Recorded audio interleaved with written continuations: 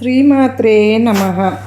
ఈరోజు శుక్రవారం లక్ష్మీదేవి స్వయంగా చెప్పిన సందేశం, అద్భుతమైనటువంటి సందేశం. తప్పకుండా తెలుసుకుందాం బిడ్డ. అదృష్టం ఆకాశం నుండి ఊడిపడదు, నీ కృషి నుండే పుడుతుంది. నన్ను కరుణించు తల్లి అని స్మరించి ప్రతిరోజు సాయం సంధ్య వేళ దీపారాధన చేస్తే ఆ దీపపు కాంతి ద్వారా మీ ఇంట్లోకి వస్తాను.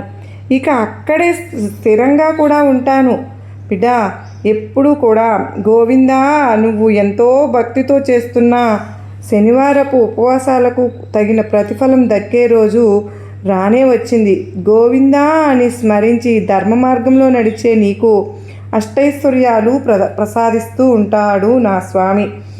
ఓం నమో నారాయణాయ అని నువ్వు ఓం నమో భగవతే అని ఈ భీష్మ ఏకాదశి పర్వదినాన్ని ఎవరైతే భక్తితో నన్ను స్మరించారో, ఓం నమో నారాయణ అనే అష్టాక్షరి మంత్రం, ఓం నమో భగవతే వాసుదేవాయ అనే ద్వాదాక్షరి మంత్రం స్మరిస్తారో వారికి సకల సంపదలు నా ద్వారా లభిస్తాయి. బిడా, నువ్వు అందరూ నా వాళ్ళే అని నమ్మి మోసపోయావు అనుకుంటున్నావు కదూ. నన్ను కాపాడు తల్లి అని స్మరించు. నీ నిజాయితీని హేళన చేసిన వారి ముందే నీ రేపటి జీవితాన్ని బంగారుమయం చేస్తాను.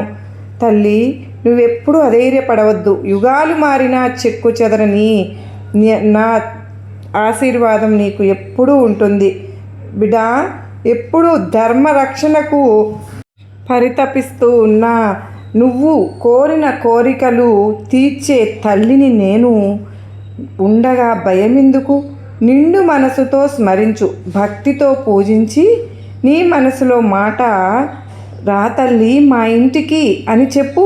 నీ ఇల్లు అఖండ ఐశ్వర్యంతో పాటు శాంతి సౌభాగ్యాలతో నిండిపోతుంది.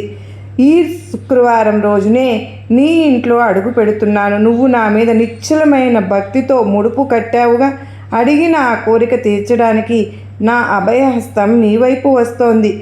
తల్లి, రామ్మ, సిద్ధంగా ఉన్నాను నా దివ్య మంగళ స్వరూపాన్ని చూసి దర్శించడానికి అంటూ అమ్మవారు అత్యద్భుతంగా, నువ్వు నా మీద నిశ్చలమైన భక్తితో ఉన్న లోకం నిన్ను ఎంత నిందించినా కూడా, కాలం నిన్ను ఎంత పరీక్షించినా కలత మాత్రం చెందవద్దు. నేను నిన్ను నిరంతరము కాపాడుతూనే ఉన్నాను. నీ రక్షణను నేను నీ కంటి పాపలా నిన్ను కాచుకుని నీ కన్న తల్లిని నేను ఉండగా నీకు దిగులెందుకు?